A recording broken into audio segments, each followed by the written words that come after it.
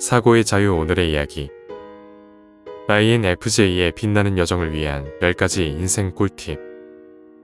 지금 시작하겠습니다.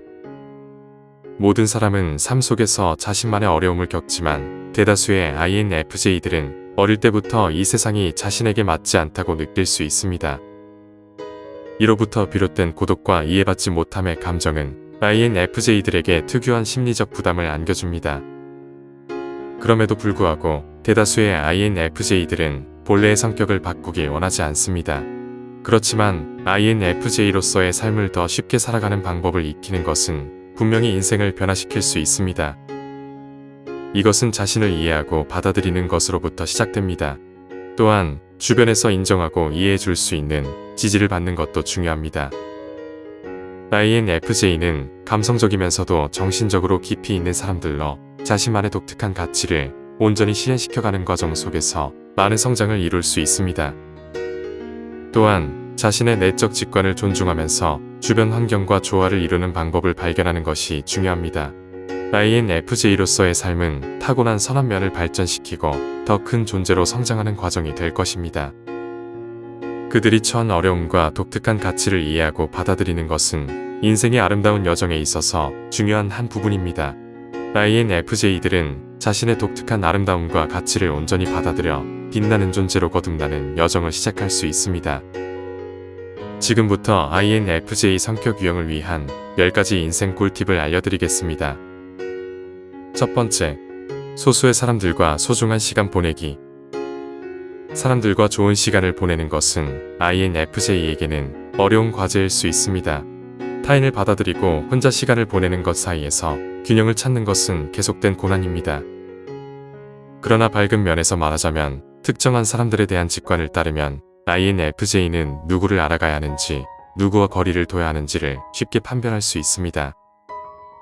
만약 INFJ가 자신이 누구인지를 진정으로 이해하는 친한 친구를 가졌다면 그들의 삶은 자연스럽게 조화롭고 균형을 이루게 될 것입니다.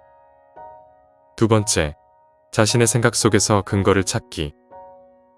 INFJ 성격 유형은 주변을 관찰하거나 복잡한 내면 세계에 몰두하는 시간을 많이 보내는 것으로 유명합니다.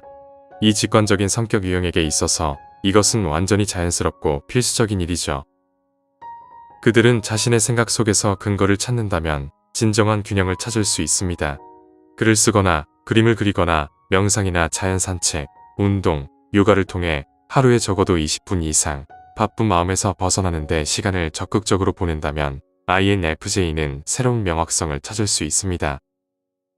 세 번째, 고민이나 문제가 있을 때 생각을 공유하세요. INFJ의 마음은 항상 작동하기 때문에 그들은 문제에 대해 손쉽게 해결책을 찾을 수 있다고 생각하는 경향이 있습니다. 그러나 갈등이 일어났을 때 INFJ의 내면 세계는 불균형해지고 지나치게 고민하는 것이 반대 효과를 낼 수 있죠.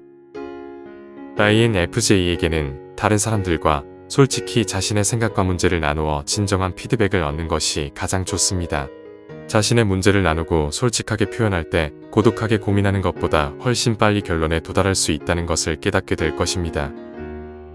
네 번째, 글로 생각을 정리하세요. INFJ에게 글쓰기는 창의적 표현, 내부 아이디어를 외부로 표출하는 좋은 방법일 뿐만 아니라 깊이 생각하는 성향을 가진 INFJ에게는 특히 유익할 수 있습니다. 종이 위에서의 생각 정리와 아이디어 구상은 누구에게나 치유적인 도구가 될 수 있는데 INFJ는 내향적 직관과 내적 사고를 가지고 있기 때문에 이러한 방식이 특히 유익할 수 있습니다.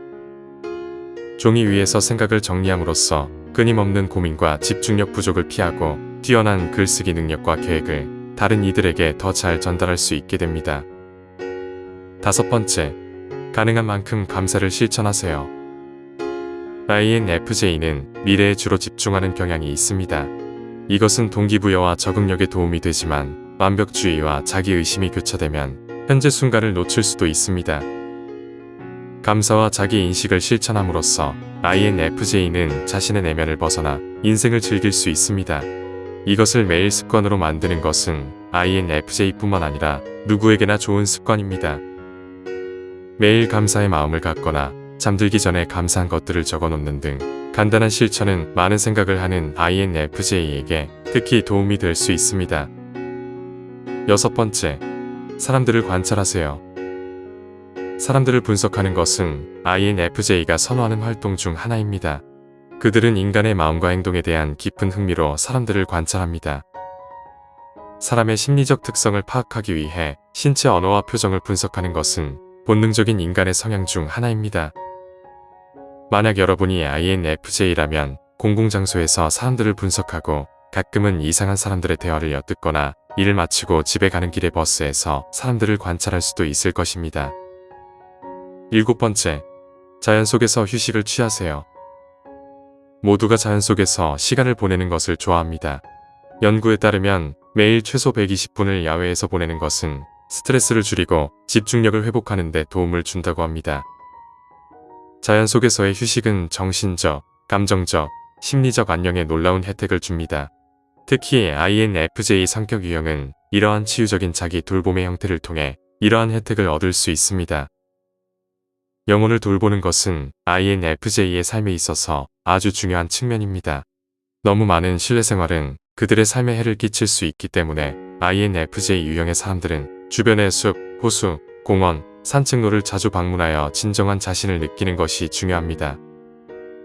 여덟 번째, 아니라고 말하세요. INFJ들은 주로 다른 사람들을 기쁘게 하고자 하는 경향이 있습니다.